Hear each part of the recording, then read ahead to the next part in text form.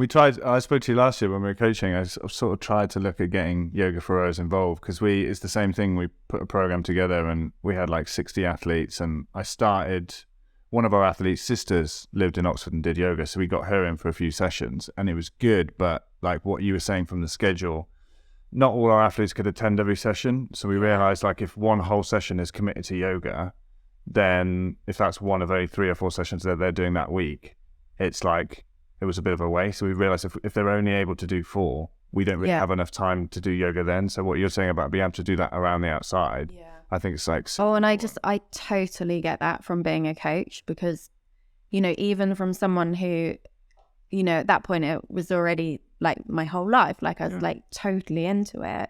As a coach, if there was a session that's going to go, it's going to be that session. And what do you say? You say, oh, go home and stretch or do this or do that, you know, write a few bits down on a piece of paper. So that's why I was so passionate to make something where it's like people can log in, they can select, oh, I've got 10 minutes where I need to work on glute activation, and that athlete can do that one, whereas another athlete might go home and know, actually I need to work on my hip flexibility and hip strength, and I've got 20 minutes, so I can select a class that's 20 minutes and work on those things. So go through the format of the website you've got. So you log in and you can select the class length, you can select what you want to focus on, and there's sort of lots of different options of classes that you can take to kind of almost like tailored for the time you've got, tailored for what you want to be working on. That's awesome. I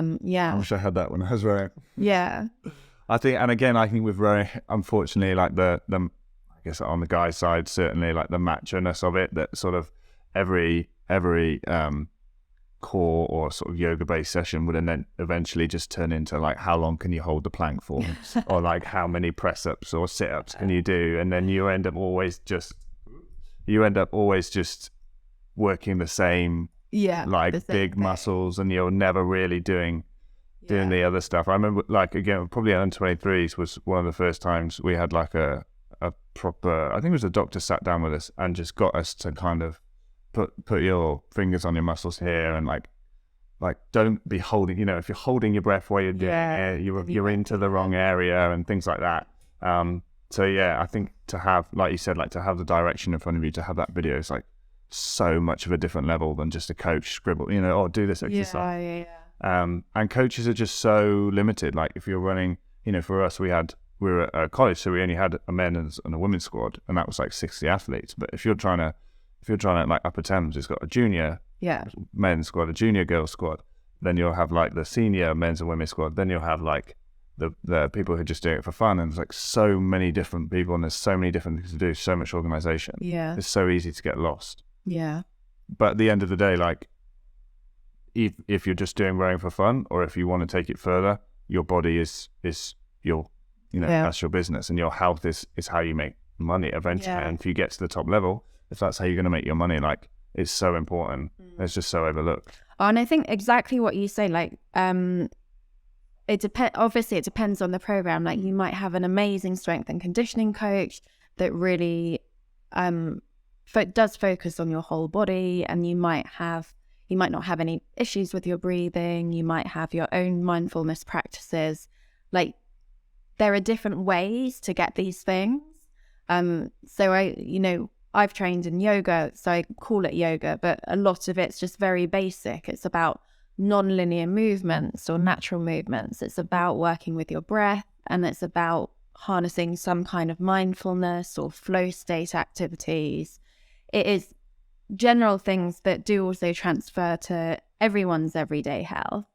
And there are lots of ways to get it. It's not like yoga's the only way. It's just a way that I've found that really resonates with me and that has been super effective in the work that I've done.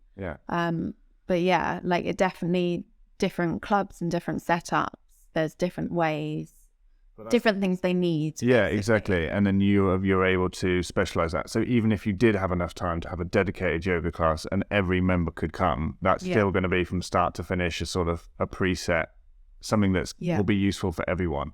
Whereas like, you're not going to have enough time to, right, I'm going to go and sit and teach you how to do some glute stuff and now sit. Whereas like, you can. So it's not it's not like worse than in real life. It's like better.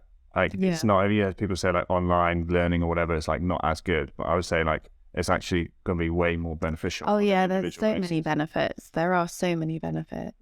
So to go into again, I got some numbers. Like how many people have you got members or squads or schools? Like so on the platform, I think it's over 100 like individual members from all around the world, which is really, really cool. Awesome. And it's super exciting to sort of connect to people. Like someone will sign up from Australia or from New Zealand, and I'll be like, wow, they're the other side of the world, and they're like connecting through that.